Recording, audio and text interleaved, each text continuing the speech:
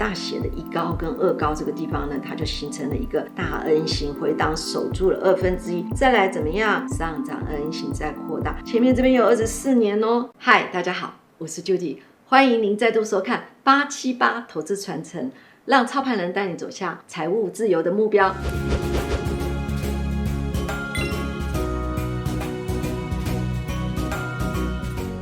今天呢，我们要介绍电动车概念股哪一档呢？台达电。你说 Judy 不是之前介绍过吗？没有错，但是它是具有潜力的公司，我们还要持续跟大家介绍下去。首先呢，我们可以看一下，我们之前就已经跟各位说过了，由于呢全球的环保意识抬头，所以各国政府呢大力的在推动能源车，它会陆陆续续从2025年一直到2040年这个地方都会慢慢的做一个禁售的动作。那所以大家就会预估，就是说新能源车的市场占有率就会不断的扩增。那其中大家最看好就是电动车，在2022年的时候，电动车市场渗透率是14%，那预估到2025年这个地方呢，市场渗透率会高达30%。好，那我们就可以知道，在2021年到2025年来讲的话，电动车它的年复合成长率怎么样？超过了45%。标准的侧装比来讲的话是2:1。那之前已经介绍过，目前各国的充电桩比不上那个电动车的销量，所以未来充电桩跟充电站这个地方会出现大幅的成长。好，那我们今天要介绍的呢，就是说因为充电产业的大幅成长，所以它这个地方呢会需要一个什么储能产业。所以我们今天呢在台达电这个地方，我们就来讲讲看它的储能产业，它跟传统的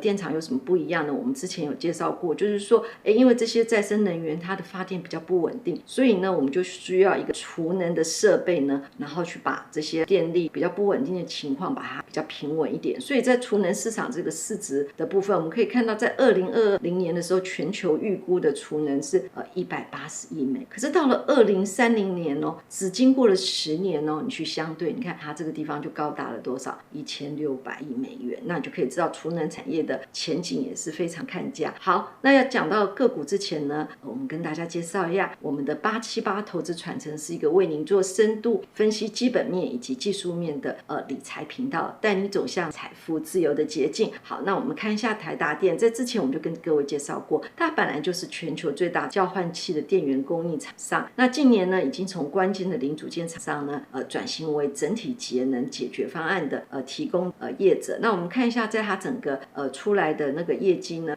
在2023年的第一季这个地方呢，我们就可以看到电源及零组件的比重是59%，其他自动化还有基础建设这个地方都是呈现一个比较平稳的。电动车相关的话，上次已经跟各位介绍过了，它有放在2块营收，一块是跟电动车相关，放在电源以及零组件的部分。那像充电桩的部分呢，它就放在怎么样？电动车跟充电设备这个部分。在这个3大部分里面呢，电动车的相关的解决方案就是放在电源及电源零组件。那在充电桩就是在基础建设。那我们今天要讲的储能设备也是在基础建设部分。那所以简单来讲呢，2022年呢就是台达电在包括了电源零组件相关以及充电桩这个地方呢，加起来占整体的营收比重 9% 左右。所以呢，代表什么？它未来还有怎么样往上发展的空间。好，那这整个电力流程图呢，这之前我们有跟各位讲过，就是说我们传统的就是火力跟核能的发电。那在整个再生能源这个地方呢，它有包括太阳能啊、风力啊，或者有一些废弃物，我们让它再利用、再回收利用的部分。所以这些呢，我们可以发现，就是说在台电2022年总体的发跟购的电量比较起来，2507亿度，再生能源的比重怎么样？占了7.1%。那因为这些再生能源，它有就像我们说，可能夏天太阳比较多，然后冬天太阳会比较少，还有风力也会不稳定。那这些建一些新的再生能源，它会导致整个发电量比较不稳定。那不稳定会造成怎么样？就是我们常常发生就是台电停电了，所以这个地方不稳定就容易做跳电的动作。所以台电这个地方呢，它就会有一个什么强韧电网的计划。这也就是我们为什么最近重电类股会涨势这么凶猛的原因，就是因为它有这个商机存在。那在传统电网之间呢，这个强韧电网计划，它有一部分的就是在微电网的建制。那微电网的建制下去呢，它就会需要一些储能。那最主要就是把这些不稳定的再生能源这个地方呢，多余的时候我们把它储能起来，需要的时候再拿出来用。那它主要的用意就是用电量及发电量的供需平衡。台达电这个地方呢，它有提供零组件及系统整合的储能解决方案，能够达到调控电网，让电量怎样稳定的储能。稳定储能以后呢，它就可以供给比如说工业用户啊，还有企业用户啊，还有民生用，还有怎么样供给充电站这个地方。所以以政府的目标来讲的话，2025年不再新建什么燃煤厂，然后它会建置什么储能设备，所以这边的预算呢就高达了450亿元。然后在这个再生能源这个地方也是一样，它也是有预算2107亿元，那其中也有包括储能的预算在里面。所以我们就可以看到，就是说从2025、2030、2040、2050年这边政府目标就是最后要净零转型。那在这个地方来讲的话，储能就占到一个相对比较重要的位置了。好，那我们看一下台湾整个储能产业。那我们什么都不要看，我们只要看在台达电，它在每一个储能的部分呢，它都有提供相关的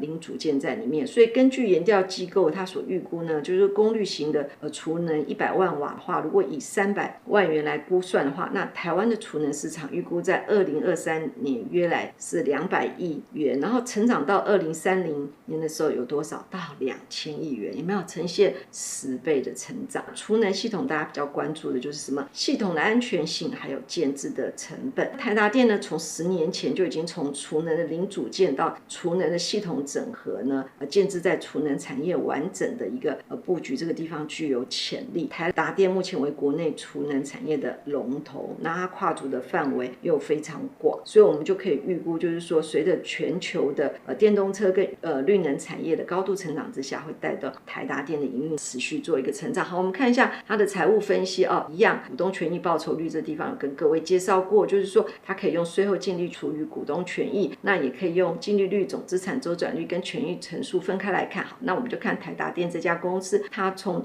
2018年这个地方是谷底，就一路 ROE 就怎么样持续的往上走。那它的税后存益率这个地方呢，也是从2018年逐步的往上，在总资产周转率也是如果长期来看的话，也是往上做一个提升，那提升幅度只不大，那权益乘数的话变动不大，所以我们就可以知道它的 ROE 的提升是税后存益率的提升，总资产周转率的提升。好，那我们再看一下台达电的季报，目前我手上拿到最新的数字就是到2023年的第一季。那我们可以发现公司营运这个地方呢，除了本以集所谈的电动车充电站储能以外，还包括了有5G 机台跟离岸风电等领域，所以它的范围是比较广的，然后所以都是在对的趋势发展。那我们看一下2023年法人对它的预估呢，什么EPS 是14元，2023年的获利成长性是11%，然后到了2024年呢，它的成长率持续成长，而且还高达18.36%。这边大家就知道，在基本面看好的前提之下，又在对的产业趋势发展之下，我不去讲技术面分析，我想大家内心中已经勾勒出它未来的股价走势范围了。一样的道理就是说，你看它是从1990年这个地方开始一个起涨原点，一直到2014年，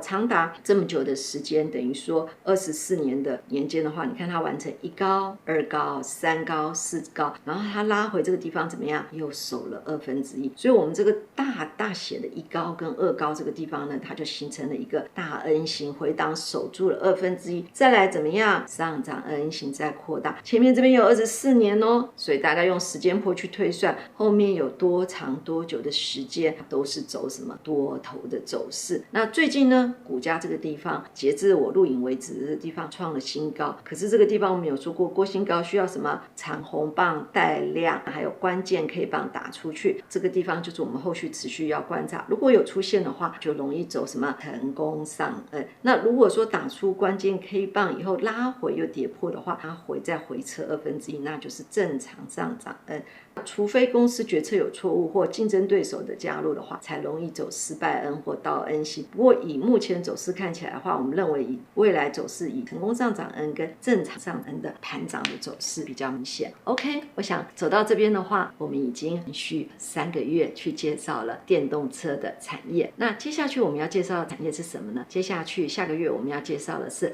非电产业这个地方，台电的强韧电网计划这个地方所带出来商机，然后跟各位做一个介绍，所以你一定要记得下个礼拜继续收看。OK， 那今天的节目到此，谢谢大家收看，拜拜。